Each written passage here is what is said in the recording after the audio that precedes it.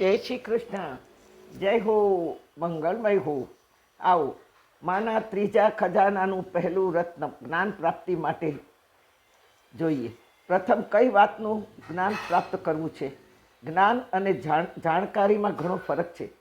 જીવનમાં સંસારી વ્યવહારની રીતભાત સમજવા જાણકારી જરૂર છે. જે આપણે જાણી લીધું, અપનાવ્યું, તો એની કોઈ કિંમત નથી. ઉંમર થાય તેમ તેમ આ બધું પ્રસંગોપાત અનુભવથી શીખાઈ જાય ને સમજાઈ જાય. નહીં શીખીએ તો પણ ચાલે, કારણ કે આપણી ઉપર ઘણા મોટા લોકો છે, એ બધું સંભાળી લે. આ બધું જ્ઞાનની શ્રેણીમાં ન આવે. વ્યવહાર જાણ્યો, શોપિંગ જાણ્યું, પાર્ટીઓમાં કેમ જવું, કેવા કપડાં પહેરવા, લગ્નમાં કેમ જવું, લગ્નની કઈ વિધિમાં કેવા કપડાં પહેરવા, એ જ્ઞાન નથી. એ તો ઠીક છે, જાણકારી છે, આપણો મોહ છે અને આપણો સ્વભાવ છે.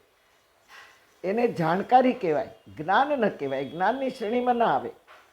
એ તો આગે સે ચલી આતી, આવું બધું છે. એકે કર્યું એનું અનુકરણ બીજાએ કર્યું. એમાં બુદ્ધિ ચલાવવાની જરૂરત જ નહીં. જુઓ ને, લોકો એકબીજાનું લખેલું બોલેલું જ ફોરવર્ડ કરી મૂર્ખાઈનું જ પ્રદર્શન કરે છે ને. તમે તમે તમે તમારી તમારી કહીને ઉપદેશક બને છે, તો સાહેબ સાહેબ કહીને વિચાર વગરનું મૂર્ખ વિચાર ઝીંકે રાખે છે.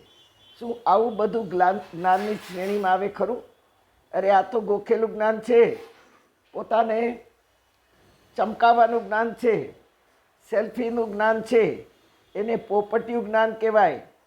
એકે કર્યું ને બીજાએ કર્યું, એનું અનુકરણ કર્યું, એને અનુસરણ કર્યું, એને જ્ઞાન ન કહેવાય.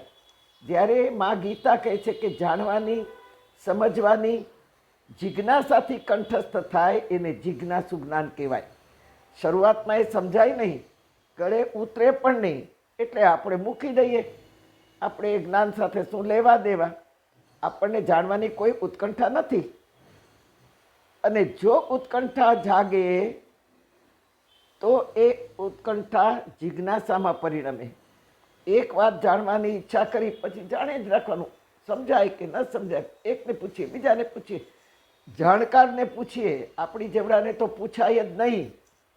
આપણાથી 2 મીટર ઉપર માણસ હોય વિચારોથી, એને જ પૂછાય, બાકી કોઈને પૂછાય જ નહીં. આપણને તો કોઈ પૂછીએ ને આપણે કોઈને, તો આપણે એવી જ ઈચ્છા રાખીએ કે મને ગમે તેવો જ એ જવાબ આપે. ના, માં ગીતા ભગવાન કૃષ્ણના મુખે કહી રહી છે, ચતુર્વિધા ભજન્તે મામ જના સુકૃતિનો અર્જુન આર્તો જિજ્ઞાસુ અર્થાર્થી જ્ઞાની ચ ભરતર્ષભ. ચતુર્વિધા, 4 પ્રકારના લોકો મને ગમે, માં કહેવા માગે છે ભગવાન શ્રી કૃષ્ણના મુખથી. તો પહેલો કયો વ્યક્તિ ગમે છે ભગવાનને, માને? ચતુર્વિધા ભજન્તે મામ. મામ એટલે મને ભજનારા 4 પાત્રો છે. તો કયા પાત્રો છે? જના સુકૃતિ નોર્જુન. જના એટલે આપણે બધા, સુકૃત કરનારા, આર્તો આર્ત હૃદયથી પોકારનાર. આપણે રડીને કકડીને ધ્રુસકે ધ્રુસકે રડીને ભગવાનને ઘણીવાર પોકારીએ છીએ, પણ એ આર્ત હૃદય નથી, સ્વાર્થ હૃદય છે. આપણે બિઝનેસ ચાલવા માટે, આપણે ઘરમાં કંકાસ ઓછો થાય એ માટે, તો આપણે સારું પાત્ર મળે દીકરા દીકરીને એટલા માટે, આપણે ઘરમાં રોગ આવ્યો હોય એ નષ્ટ થાય એટલા માટે આપણે ભગવાનને પોકારીએ છીએ. એ આર્ત હૃદય ના કહેવાય. જિજ્ઞાસુ વ્યક્તિ મને ભગવાન કે છે પ્રિય છે. આર્તો જિજ્ઞાસુ અર્થાર્થી જ્ઞાની ચા ભરતર્ષભ. અર્થાર્થી, આર્ત હૃદય આપણું છે નહીં. અર્થાર્થી, અર્થ માગીએ છીએ પણ આપણા જીવનનો કોઈ અર્થ સરતો નથી. સ્વાર્થને આડે અર્થ બળી જાય છે અને જ્ઞાનનું ઠેકાણું નથી. છતાંય આપણે ગમીએ છીએ જો જિજ્ઞાસુ હોઈશું. અને એ જિજ્ઞાસા પારકાની પંચાત નહીં, પારકાના જીવન જોવાની જિજ્ઞાસુ નહીં, એ તો પંચાત કહેવાય. પણ બ્રહ્મ જ્ઞાન જાણવાની, ગીતાના અધ્યાય જાણવાની જો જિજ્ઞાસા કરીએ તો ભગવાનને ગમે. હા, મહાભારતનું યુદ્ધ ડિક્લેર થઈ ગયું છે, ત્યારે પાંડવોનો ક્યાંય પત્તો નથી.